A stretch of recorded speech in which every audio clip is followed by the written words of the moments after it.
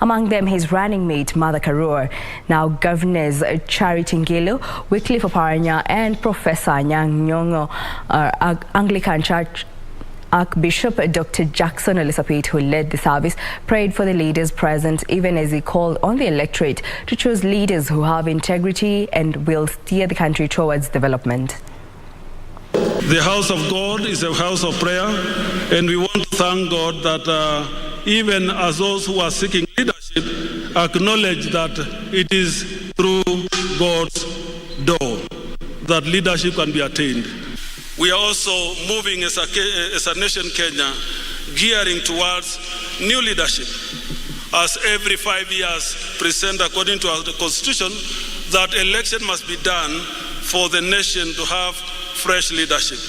Therefore, today marks a day where we are all marching into renewal and refreshment. We send these ones to you, that you will search them, that you will watch over them, that, Lord, if they are within your will, for you to give them to Kenya, we shall praise you.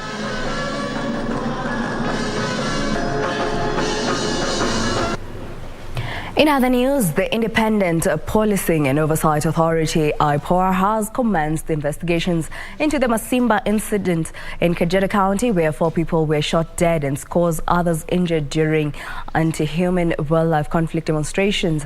Meanwhile, leaders in Kajiado have condemned the killings and called for immediate arrest of the officers alleged to be involved in the shooting. They're also calling for a long-term solution to curb escalating human-wildlife conflict in the area. According to the body's CEO, Elema Alake, they have already commenced investigations in the matter, and once the report is complete, they will forward the file to the ODPP. He also assured that they will stand in for the post-mortem process on Monday. And IPOA is investigating because matters of police shooting is within the mandate of IPOA. And we are also supporting to ensure that the victim's family, to assure them that as a government agency, IPOA is taking up this matter with the seriousness it deserves. Jacky Africa, after their visit at Makindi Hospital, where the bodies and the injured are receiving treatment, called for an immediate arrest of the GSU officers alleged to have done the shooting. We don't understand why innocent Kenyans are being killed while they are merely exercising their rights. They want to be heard. They have genuine concerns. Wildlife are destroying their lives. And when they come out to protest that the authorities are not doing anything, the response is that they are killed. Family members of the deceased persons say their community's current need is not relief food, but peace for their families. Wamama hawakuwa wana demonstrate kwa sababu hawana chakula. Hawakuwa wana demonstrate kwa sababu kuna kitu kingine ambayo wamekosa. Demonstration ilikuwa purely kwa sababu ya hatari ya wanyamapori. Kwa hivyo kila ambacho tulikuwa tunahitaji zaidi ya chakula ni amani. Ilikuwa jioni saa 10 ambapo ndio niliambiwa ameshutiwa mguu na amepelekwa Makindu. Sasa hapo naomba, kuna shida, niko mjamzito, alafu naomba akitendeke. Meanwhile, a section of leaders from Kajiado County have condemned the killing of 4 people by police officers at Masimba area along Mombasa Road. It is not enough. Juzi tumeona hata Matiang'i alikuja kukimbia hapo. They promise us compensation. But it's not enough to just say by word of mouth that hii maneno itafanyika. We need a sustainable, long-lasting solution to avert further loss of human life kwa sababu ya human-wildlife conflict.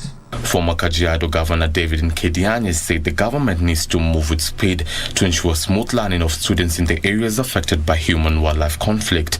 Hawa wanyama tumesema lazima kuwe na compensation, lazima yani ni fidia hiyo, na tukasema pia lazima hizo familia zifikiwe, hizo familia zipewe fidia, na tukasema watoto lazima wafungue shule na askari walinde hao watoto waache kusumbuliwa na ndovu. Elvis Otieno, Lunchtime News. Politicians are vying for different posts in Mombasa County have vowed to address the issue of drug and substance abuse that has bedeviled the region for many years. If elected to office, the menace predominantly in parts of Kisauni, Mvita, Likoni and Nyali is attributed to higher rates of insecurity and the rise of juvenile gangs. Recently, a rise of attacks orchestrated by machete-wielding youth has been witnessed in the county, especially in Old Town and Majengo areas of Mvita. Last week, the police nabbed a consignment of heroin in Shanzu area valued at 100 million shillings. While addressing the media at Shanzu Teachers College after receiving clearance from the Independent Electoral and Boundaries Commission, George Sune, an aspirant for Shanzu Ward member of County Assembly seat under the Party of National Unity ticket, cited drug abuse and child prostitution as key issues affecting the region. Sako za vijana, alafu sako wapate pesa wafanye biashara, na hii mambo ya kukaa idle itakuwa imeenda. Na vile upande wa hao wasichana wetu wadogo wanaenda kwa beach, wengine wamekosa school fees, okay? Hivi tayari nimeshaanza mambo ya basari na tayari nimesaidia watoto 24. Nominated MCA Amria Boy Juma called on the youth to shun drug abuse and politician bent on exploiting their vulnerability to cause chaos in the forthcoming general election. Tusikubali vijana kutumiwa, tuwe ni siasa ya amani, siasa ya heshima na siasa ya agenda, sio siasa ya kifua. Sisi tunataka kiongozi mwenye ataendesha Mombasa mbele na atapeleka Mombasa mbele zaidi ya ilivyokuwa. Patrick Mbale, an ODM aspirant for the Bamburi seat, decried the dire situation the youth find themselves in. Tuko na watoto, tuko na jamii zinategemea, na ni muhimu tuweze kutafuta njia na sababu za kuweza kuwasaidia kimaisha, angalau pia kesho waweze kuwa na maisha bora. Haimaanishi kuwa wazee hatutaki ingie katika uongozi, lakini kikubwa ni kwamba tutaenda kwa wazee kupata ushauri. Hassan Gago Mohammed, who is vying for the Magongoni ward seat, urged the youth to be mindful of their actions. Naomba tutudumishe amani, na iko kasumba ya kwamba Kisauni kutakuwa na fujo, lakini this time round tutahakikisha sisi kama aspirants, candidates, waheshimiwa, tarajiwa, tujali sisi nafasi zetu na tujali nafasi za wananchi zaidi. Reporting for Lunchtime News, I'm Samuel Karaoke. Naibunga Upper Conservancy in Laikipia County is under threat from the thorny Opuntia plant. The plant, commonly known as the prickly pear or pear cactus, is fast spreading in the conservancy and replacing grass that is the main source of feed for livestock belonging to the pastoralist communities in the area. A tiny sap-sucking insect may just be the only hope of saving this region's livelihood. Our reporter Yusufara spent time at the Naibunga Upper Conservancy and brings us the following story about this unique natural weapon against the invasive plant.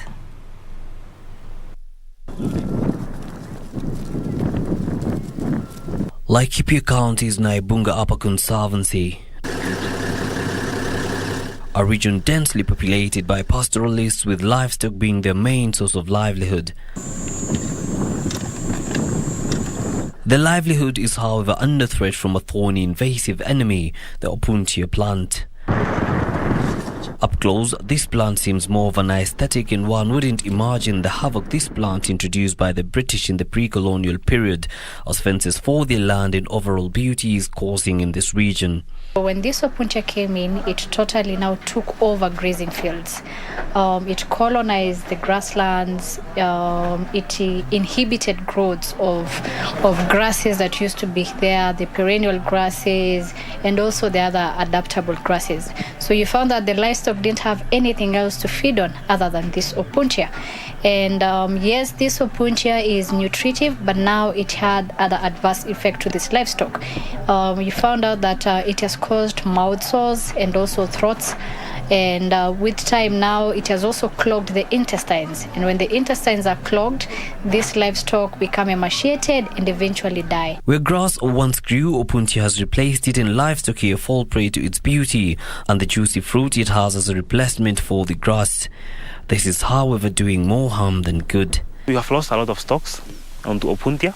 You cannot sell them because their value is very low. You cannot sell them. You cannot even market them outside. So many people have become poor, such that they cannot even take their children to school. They just loiter around. They cannot even afford their daily meals because of this plant. Inakaa kama chakula kwa muda, alafu inaenda ikimdhuru mpaka nakufa. Haisi kuwa ati inasaidia yeye kabisa. Kama siku 3 imepita, iko zingine 2 imekufa. Haya pande nyingine kuna ng'ombe imekufa. Sasa ng'ombe najua zinaanguka haraka sababu ya njaa na hiyo kitu kuumiza.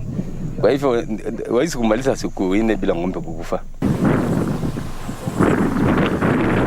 Northern Rangelands Trust sought a solution to prevent the spread of this invasive plant and was introduced to the cochineal insect, which was first used in South Africa. And in partnership with the community conservancy here, 6 greenhouses were established in this region. So the white cotton candy-like thing is what they produce as a protective substance around them. So what the cochineal does is it sucks the sap from these fleshy leaves. These are fresh leaf, and as you can see, it just has very small manifestation of the cochineal. So what it does is it sucks the sap from the leaf, and with time it withers. So this leaf has already been infected. Like you can see, the purplish stuff is the cochineal after it has fed on it. Among others, elephants have been identified as super spreaders of the plant during their feeding and movement, and this has become a hindrance to the success of the efforts to rid this region of the prickly bear. Ikaanza kuwa na wanyama kama ndugu wanaingia huko ndani wanakula, sasa wakatawanya spread mali yote.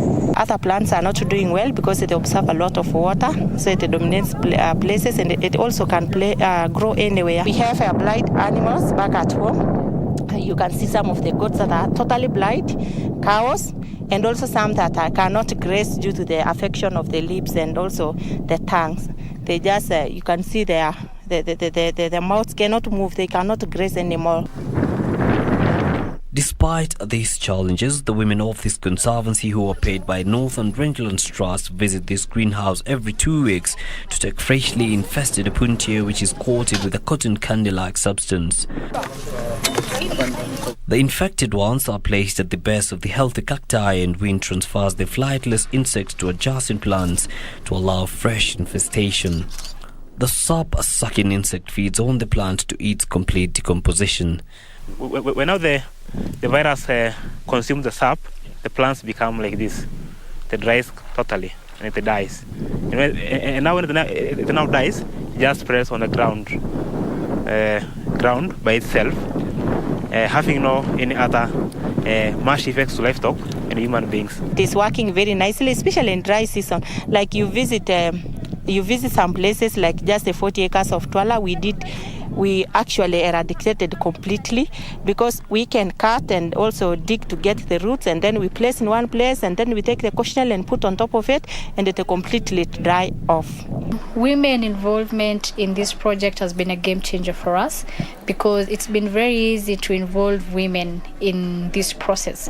One, because they were readily available and they're also passionate about this project. And when these livestock come back home in the evening, it's the women's time that are taken when they're removing the clotches from the eyes, the cloud dots from the mouth and all that.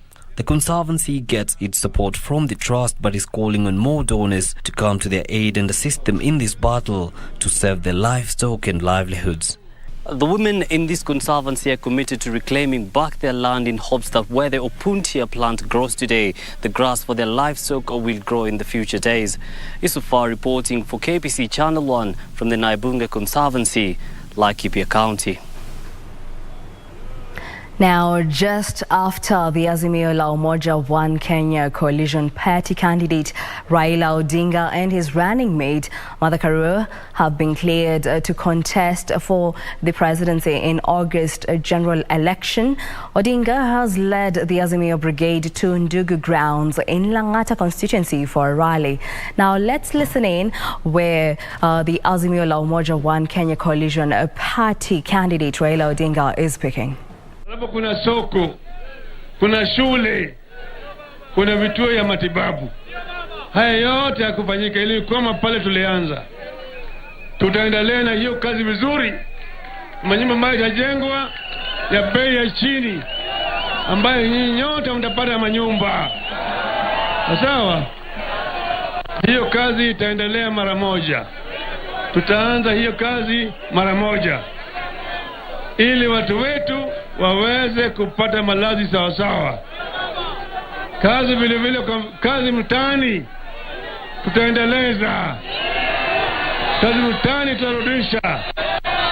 Vijana watapata ajira mara kwa mara, ili vijana wawe na pesa mfukoni. Pesa mfukoni. Sio, nataka vijana wetu watembee kwa madaha na majivuno. Tutajenga viwanda, tusaidia wale wafanyabiashara wa chini, watu wa jua kali, tutawatambua, tupate hao kitambulisho inaitwa Recognition of Prior Learning, RPL. Sawa sawa. Bodaboda tutawasaidia na ile pesa ya bei ya chini, na vile vile tuwapeleka kwa mafunzo ili wafundishe vile wanaweza kuendesha hiyo pikipiki yao kwa njia ya ustadi. Sawa. Sasa kuna mpango mingi tunazo ambayo sisi tunataka kufanya. Ndio sababu tunataka watu wetu wajitayarishe. Mko tayari vijana? Mko tayari? Sasa mimi nasema sitaki mniweke pale State House na mimi nakwenda pale kama Rais Mabushi. Mpaka niende na wanajeshi wangu. Nataka MCA Azimio, MP Women Rep, Senator, Governor, Rais Rais hapa Langata. Mara ile ingine tulipata madoadoa hapa. Sitaki kuona hii. Mara hii mtu yangu ni huyu vijana.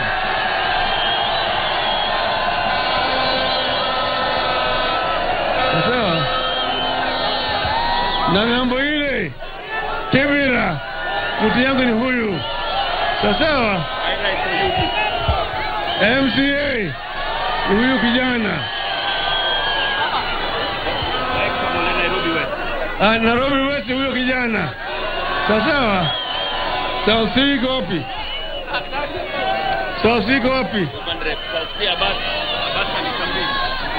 Sasa Mugumoini ni huyu. Kama huyu. Sawa. Women Rep.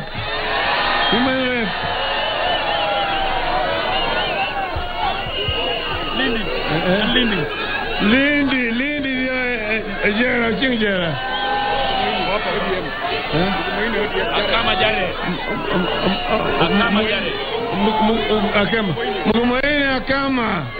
Kama jare. Governor Nairobi.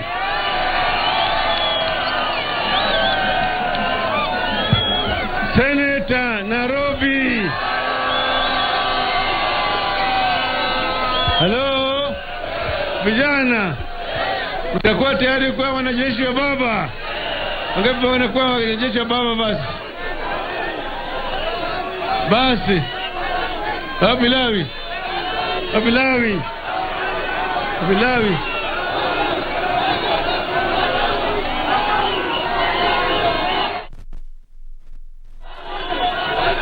Hello.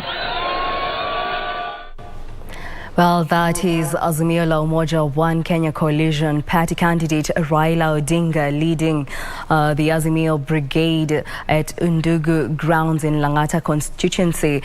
Well, after this, he will proceed to Nakuru for a roadside rally and a major rally at Masimba grounds. And come Monday, Odinga is expected to launch the Azimio manifesto dubbed Inawezekana Agenda for Kenya at the Nyayo National Stadium. And on that note, we take a short break. Don't go too far,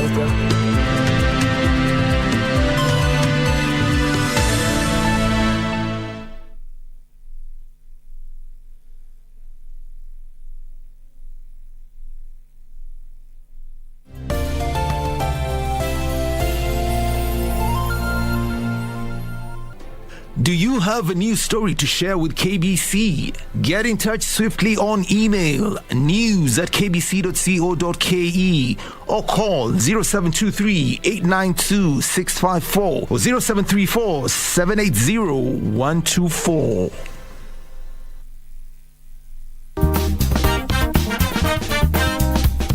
It is only natural for a woman to want a better education, to want better healthcare, to want poverty reduction programs.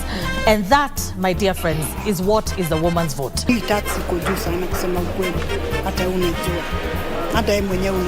Okay, you know, the government has been giving us fake promises for the recent past few months and years when we go for voting. Representation is somebody who can take my issues from the ward, from the constituency, from the county, and take them there so that now the policies can be developed. Those who fail to learn from history are doomed to repeat it.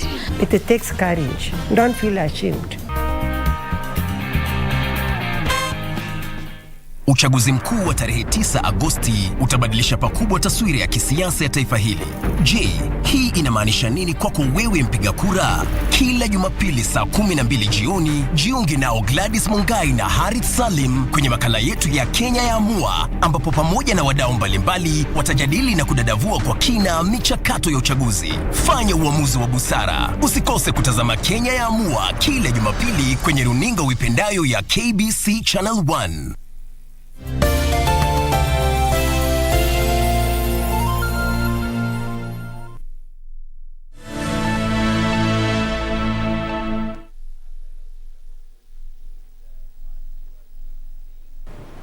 Welcome back. Now let's proceed. A number of aspirants cleared by the Independent Electoral and Boundaries Commission to vie in the August 9 polls have vowed to observe the election rules and regulations as they conduct their campaigns. This as the IEBC continues to vet aspirants across the country 64 days to the general elections. As the election date draws closer, 14 out of 17 parliamentary aspirants in Dagoretti North constituency have been cleared by the Independent Electoral and Boundaries Commission, IEBC. Out of the 17 who lined up for clearance is former Nairobi County Speaker Beatrice Elachi.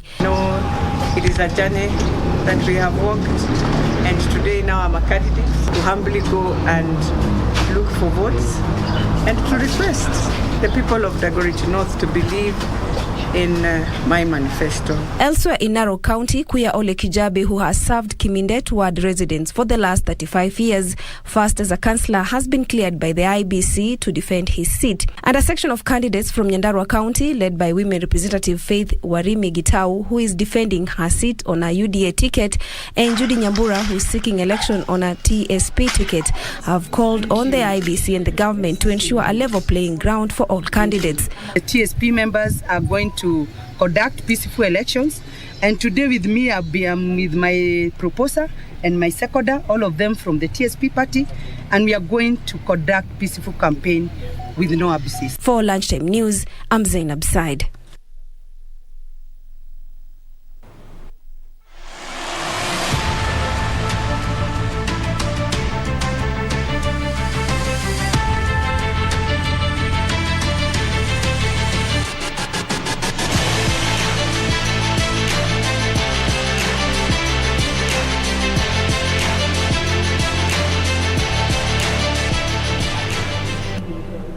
And in the sports arena, Wales will have history on their minds as they aim to qualify for their first World Cup since 1958 when they host Ukraine in Sunday's massive playoff final in Cardiff. Meanwhile, England's Nation League campaign got off to a losing start after a disappointing 1-0 loss to Hungary in Budapest last night. Hungary's Dominik Szoboszlai scored a winning goal from the penalty spot after Reece James fouled Zsolt Nagy. For Szoboszlai's sixth international goal, which he dispatches. Hungary lead in the Puskás Arena, just as they did in the last meeting. England will now travel to Munich to face Germany in their second Nations League A3 game on Tuesday. In other matches played, Italy began the rebuilding job with an impressive 1-1 home draw with Germany. Turkey defeated Faroe Island 4-0, Montenegro beat Romania 2-0, while Armenia registered a 1-0 victory over the Republic of Ireland. Wales will have history on their minds as they aim to qualify for their first World Cup since 1958 when they host Ukraine in Sunday's massive playoff final in Cardiff. Wales have not played at a World Cup in 64 years. Only Indonesia and Cuba have gone longer between appearances, as England, United States and Iran await the winners in Qatar.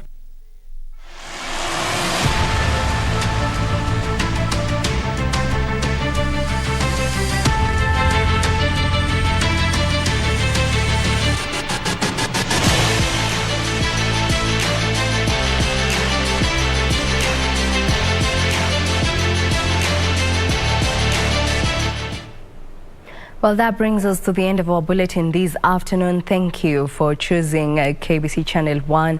Now, our sign language interpreter is Byron Abuli. My name is Jacky Wambiru. For more news, check out our website at kbc.co.ke. Enjoy the rest of your Sunday.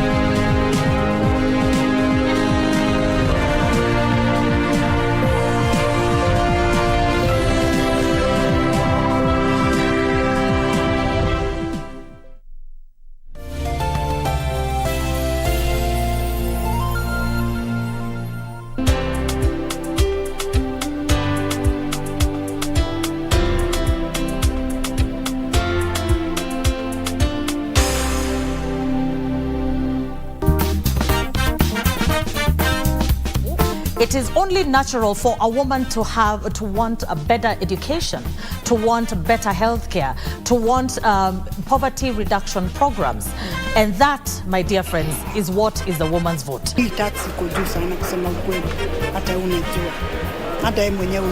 Okay, you know, the government has been giving us fake promises for the recent past few months.